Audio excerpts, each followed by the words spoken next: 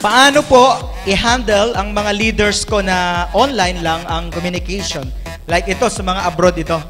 Ano yan? Number one, dahil nasa onset pa lang ang online marketing. When you say onset, beginning pa lang eh. You have no other way of communicating with them other than the social media. Skype, Facebook chat.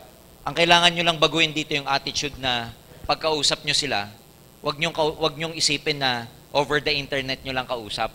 Parang machine lang ang kausap nyo. Isipin nyo lagi na ang kausap nyo at the other end of the line is a human being. So may emotion pa rin. Oo, may emotion ka pa. In fact, ginagawa nating marketing dito, ang emotion eh. Emotion marketing to eh. Yung ipapakita nyo sa mga ka-online ninyo na masaya dito, bakit nyo sila kailangan pauwiin? Kasi hindi lang kitaan to, masaya pa. Masaya. Oo, so ang tawag doon, emotional marketing yun, emotions marketing yun eh.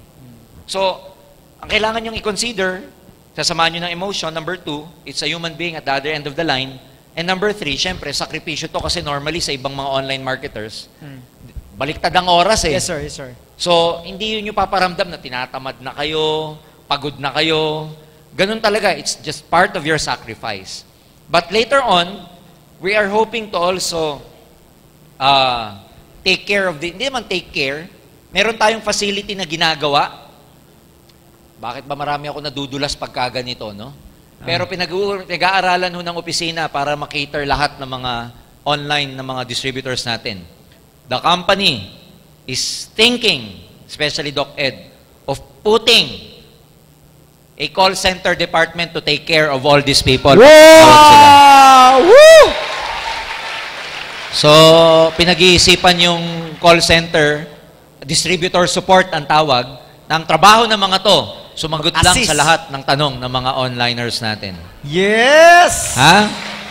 So, pinag-aaralan yan. Especially, kasi magkakaroon tayo ng building, so maraming space, na ang trabaho ng mga staff na yon is to just call all incoming calls.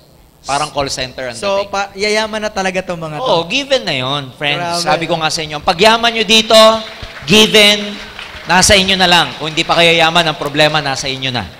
Kasi ginawa na nga ng company, tayo lang ang kauna-unahang networking na gagawa nun. Huwag lang tayong unahan at gayahin ng iba. Pero ginagawa na ngayon, pinag-iisipang mabuti nila Doc Ed. Sa lahat yan, ha? Sa lahat ng branches natin all over the world.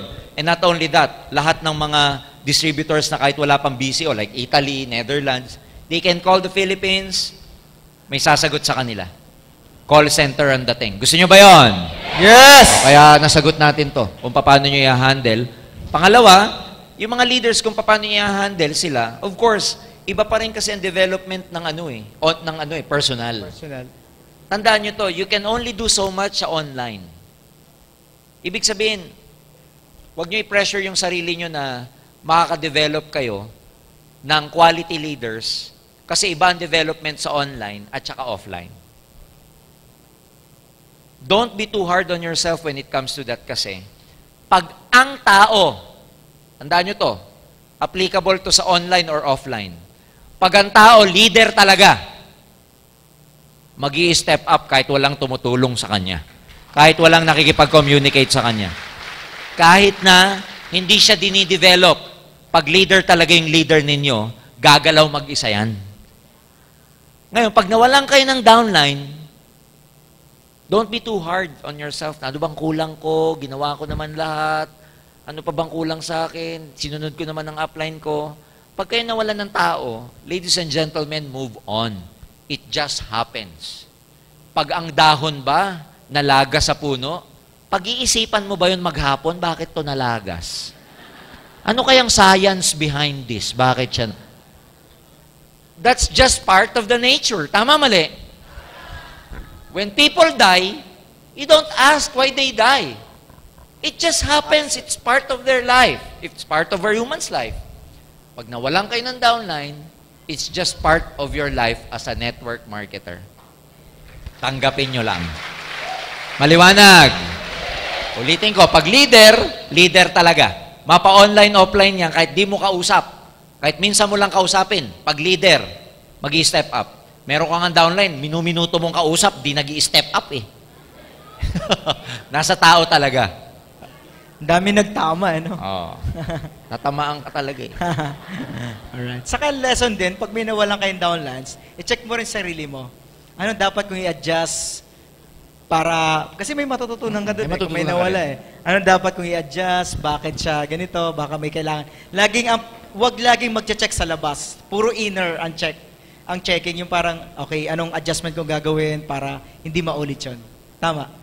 So, ako dito, i-own mo lagi pag may something na situation na hindi maganda, i-own mo lagi para may matutunan ka.